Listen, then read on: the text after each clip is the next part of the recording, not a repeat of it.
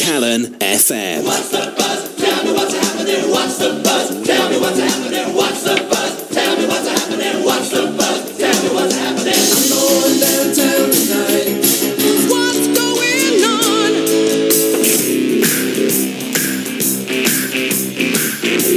So, at the beginning of March, a couple of weeks' time, at the Storyhouse Theatre in Chester, the Stepping Stones Theatre Company are going to be doing a brand new piece. It is called The Zoo Story, and I am pleased as punch this afternoon to welcome Maisie Langridge and Stuart, an old friend of Calon FM and an old friend of the Stage and Screen Show, to the studio this afternoon. Welcome to you. Welcome both. Thank you very much. Thank you very much. Yeah, is everything okay? You all right? Yes. Yeah, we're fine. I know you were both very excited by the Olympics there. Yeah, very excited. Yeah. Do you know Laura Diaz? You seem to know quite a lot about her. I don't. No, but I heard as well that she was from Wrexham, so, Right. great to know she got the bronze. Yeah, no, fantastic. She obviously got the bronze while we were coming over here in the car, so... Yeah. Go a bit closer to the microphone. You sound like that's better. You sound like you were in a fish tank there. Oh, okay. There you are. Marvellous. Yeah. So anyway, yeah, it's like that, isn't it, when somebody's from Wrexham? There was a girl who was, I think she was a biker. No, a rower. Yeah. She was, well, I think she was from Coed Poeth or something like that. So everybody went, oh, marvellous. We'll have her. We'll have her for another gold letterbox. So the last time we saw you, Stu, you were doing the Dumb Waiter at Theatre Clwyd. Was it last April now? Yeah, that's right. Yeah, last April, Theatre Clwyd in the Emlyn Williams. It went really well, actually. Yeah, it went very, very well. Well received, some good feedback from it and everything. And just looking to secure a place there later on in the year now, to potentially do something else. Right. But yeah, it went very well. Excellent. So The Dumb Waiter's it's an interesting play, and one of the things that you have to get about it is that it needs to be simultaneously funny at times and also terrifyingly tense. Yeah. And one of the things that we were really proud of is that we managed to do that. The audience were laughing, but they were also jumping out of their seats with terror. Is it a story of is it hitmen? Yeah, two hitmen waiting for their next hit. Right. And the background to that all unfolds, and Right. it's a very tense. It's about everything's all about the unspoken. Yeah. Yeah. Because you say that, because there's that scene in the in Pulp Fiction, isn't there, where the two hitmen are waiting to go and have a chat with those few lads. Yeah.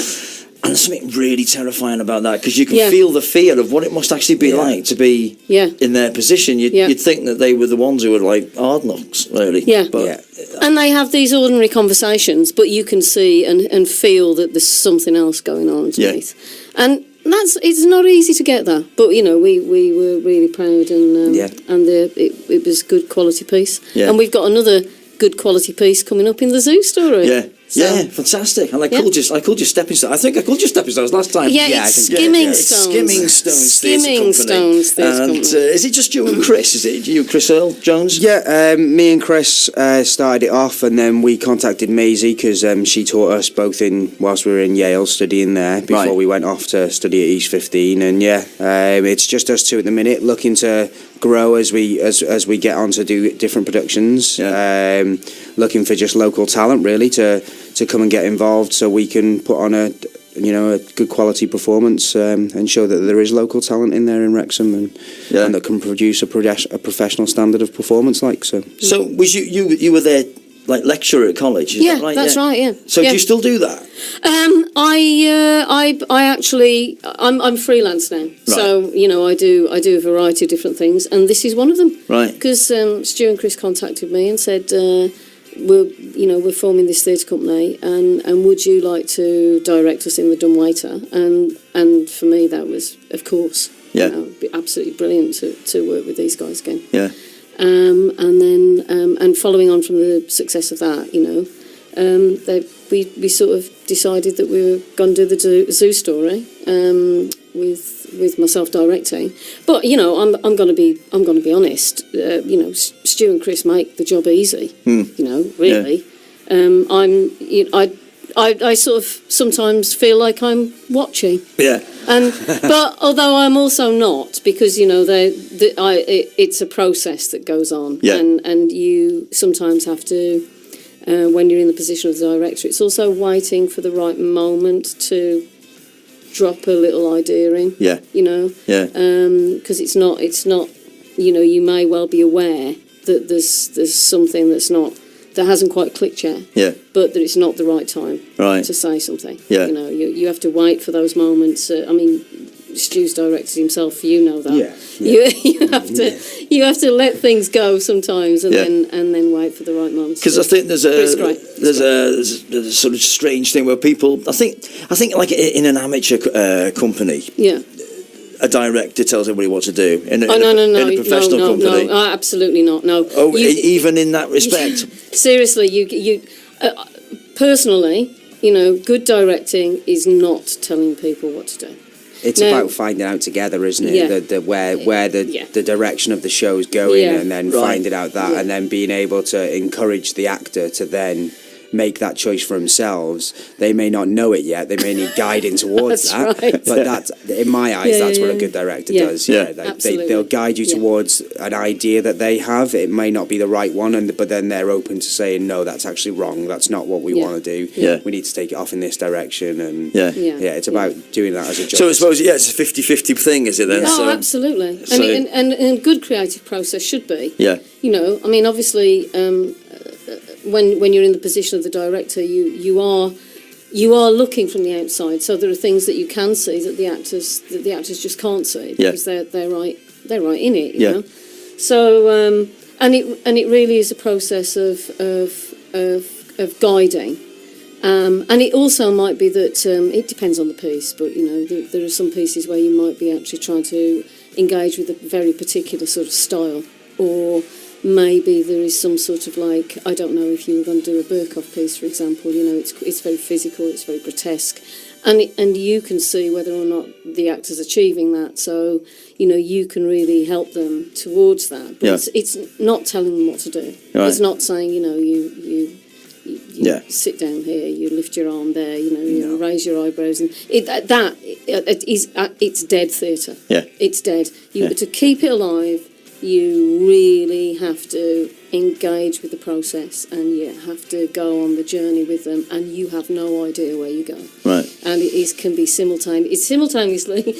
Stu's laughing. It's simultaneously terrifying. Yeah. And very exciting, because you don't know what the end result. If you've got an idea of what your end result is completely going to be, then that, again, it's not going to work. It's not going to work, because you're never going to get it to fit in that grid. Right. If you've boxed it.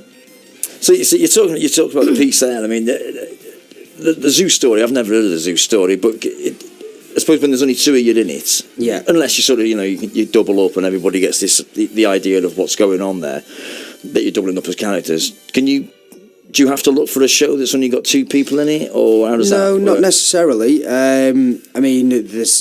At the minute, that's all we've been doing is looking for shows that have got two people in it, just because there's only the two of us that are involved. But as we get more and more interest of people that are sending us message on the Facebook group or anything like that, just that they're interested in getting involved, we'll then look at bigger pieces, and then just I use a lot of my contacts that I've got as well through uni and through college, and just try and get as many people involved so we can do bigger productions. Right. So at the minute, all we're looking at is two-man shows, because there's only the two of us. But the more and more people that get involved, the more we'll look at doing bigger things. So what's it about then, this zoo story? So the Zoo Story by Edward Albee, it was his debut play that he wrote.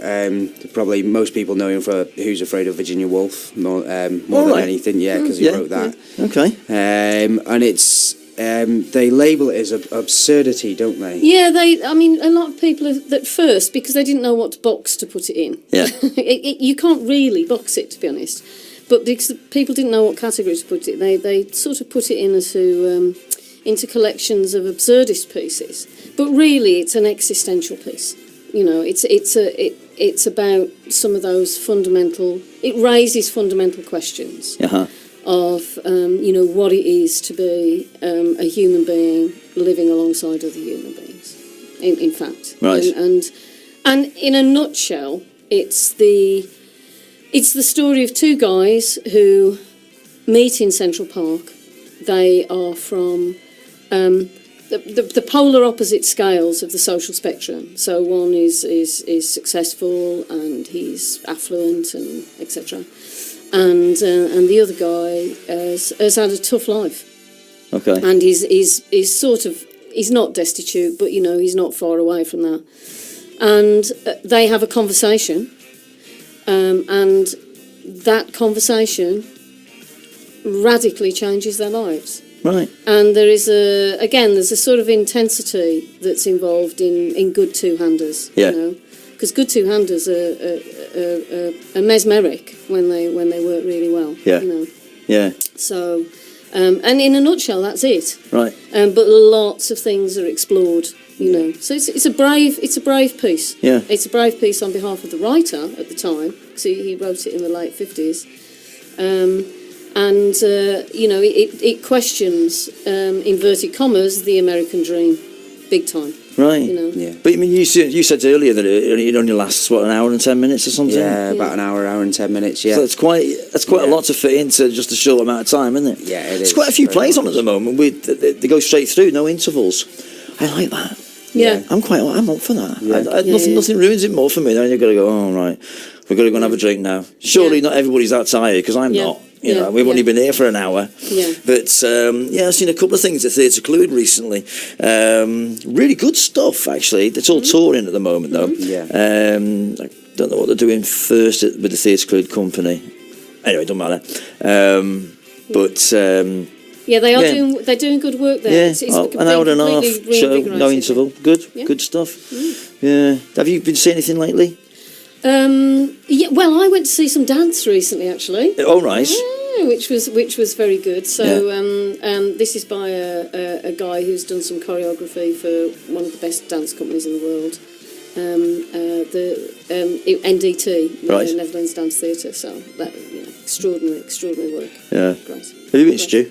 No, I haven't been able to see anything recently. Last thing I saw at Theatre Clwyd was probably Your Own Thing. No, it wasn't. No, we went to see Cyrano de Bergerac, or Cyrano de Bergerac, and then also saw one of the Shakespeare ones that they put on there. What You Do? Yeah, Much to Do, which was very, very good. Great, absolutely loved that there. We had a nice little table seat, didn't we? Yeah, we were on the stage for that Wasn't one. it weird that? Yeah. I thought it was good though. Oh, I love stuff why like don't you that. just put it in the studio if you're going to do that with the seats? Yeah. But I thought it was kind of ingenious what they were doing.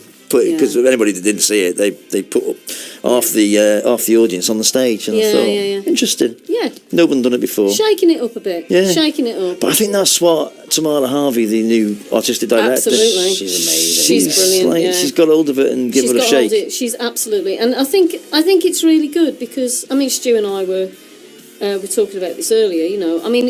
It's lovely when people when we experience the things that we know we like. Yeah. Yeah. And we all do that as human beings. But it's also really good to take yourself out of your box. Yeah. And so so if you're not used to seeing, sort of, if you like, more classical types of theatre, and that's a broad term, classical, because it sort of means accepted brilliant plays. Yeah. In a way. Yeah. So if you are. If you're not used to seeing those and you're more inclined towards musicals, which are great, by the way, go and see something that you're not used to seeing. Shake yourself up a bit. You'll be surprised. You can broaden your tastes rather than reinforcing them. Oh yeah. Well, you shouldn't know if you like or hate something until you've experienced it. Absolutely, and experience it more than once, because most of the things that we actually like now, we've probably experienced more than once. Exactly. Yeah. If we don't, she says with a glint in her eye. Well, we've only done those things once. We'd probably not do it again, They're doing a thing in Mould, actually, with the Theatre Clwyd company. It's called The Great Gatsby. Yeah. And it's on in the Dolphin Hotel. I used to teach one of those actors. Now, I know. I can't wait to see that. I know. And can I just say that Amy Burns-Walker is amazing. Which one's she? She's in The Great Gatsby. Right, the actress? Yeah, I'll try and absolutely. have a word with her when I go up there. Brilliant. Go up there. I'd Yeah. like to go. How long's it on for? Do you know? I think it's about a month. Yes, that's right. Yeah. Yeah, must get on to see that. Yeah, we'll talk about that a little bit later on. But we're here to talk about you and your thing. Yeah. So you're not in Theatre Club this time. You're on at the Story House in Chester, in the Garrett Theatre upstairs, and that'll run from Thursday the 1st of March to Saturday the 3rd of March. Right. And all the shows are on at 7:30, start at 7:30, last about an hour, £8 concessions and £10 full price tickets. Yeah. Fantastic. Yeah. So that's all available on the Story House website under the What's On, and then just search for Zoo Story. And Have you been up to the Story yeah, House? we've had a look up there. Yeah. I haven't seen anything there yet. I know they've recently just had Singing in the Rain on, haven't they? Which is it Chester Operatic Society, I think it was, that have done that. Right. I mean, they've had big shows in there, and it looks like it's going to be like a #1 touring venue. It's a lovely space. I mean, both spaces are lovely. Story House is a fantastic. It's a fantastic sort of like project, really, arts hub. Wonderful. I saw Ballet Boys, another dance piece. All right. I saw Ballet Boys there in the main theatre, and that's great. You know? I mean, Story House is just an experience, just to go for the sheer beauty of the place, actually. Yeah. You know, and Well, last time I went, it was the Odeon. Yeah, but a beautiful Art Deco building. But it's awful, isn't it? Because every time I used to walk past it when it was closed down, I think they should do something with that. Yeah. You know, and now it hasn't got a theatre. Well, it didn't have a theatre with the Gateway closing. Yeah. I thought, why aren't they turning that into a theatre? And then they did. Fantastic. It was almost like they read my mind. Read your mind, fantastic. But it's lovely in there. Yeah. It's lovely. And if people haven't been yet, then coming to see the Zoo Story is a fantastic opportunity. Yeah. You know. Yeah. So. Oh, absolutely, definitely. Yeah, go and see the Zoo Story, and because it sounds like a belting piece. So hang on a minute. Look, I'm showing myself up now because I'm scanning through all my web pages trying to get your details, and the Olympics pops up. So it looks like you're in school. Well, we've got. You know what you're doing? Nothing. I'm just reading my Shakespeare book. Yeah. We've got a Facebook page for people who want to find us. Okay. As well. That's Skimming Stones. Skimming. Not stepping. Don't be stepping. No, Skimming Stones. Perfect. All right. Well, it's lovely for you to pop in. Thanks ever so much for coming down. Not a problem. And really good luck with it all. It sounds fantastic. So this is the Skimming Stones Theatre Company performing Edward Albee's The Zoo Story. A brand new piece by him, is it? No, it was done in the late. It was late he wrote it in the late 50s. Yeah. Oh, right. And it was performed first. It was performed first in 59, and then in America in 1960, if I remember rightly. Right. Apologies if I haven't quite got that right. Yeah, we won't hold it against you. Don't worry. Ta. If you'd like to get tickets to go and see this piece, it's on at the Story House in Chester, I should say, and tickets are £10 and £8. And for more information, go to the Skimming Stones Facebook page. I think that's the easiest way. Or to get tickets, 01244 413 009. That's 01244 413 009. Thank you, Stu. Thanks, Maisie. Thanks for coming in. It's been great having you in. But I love having a chat with yous. It's fantastic, marvellous. So there you go. Go and sort that out, and marvellous, absolutely wonderful. What should we have? Oh, Rocky, you want to show anybody? Go on then. Why not? It's astounding.